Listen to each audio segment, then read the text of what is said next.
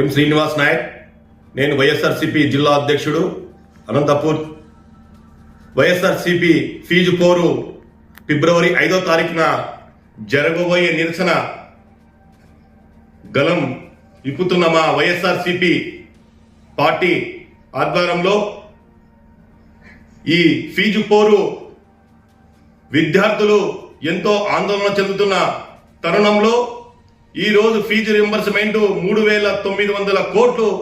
చంద్రబాబు నాయుడు కూటమి ప్రభుత్వం విడుదల చేయకపోవడంతో ఎంతో మంది విద్యార్థులు ఆత్మహత్యలు చేసుకున్న తరుణంలో, అలాగే కాలేజీ యాజమాన్యాలు హాల్ టికెట్ కావచ్చు, మరి వచ్చేసి మార్క్ లిస్ట్ కావచ్చు,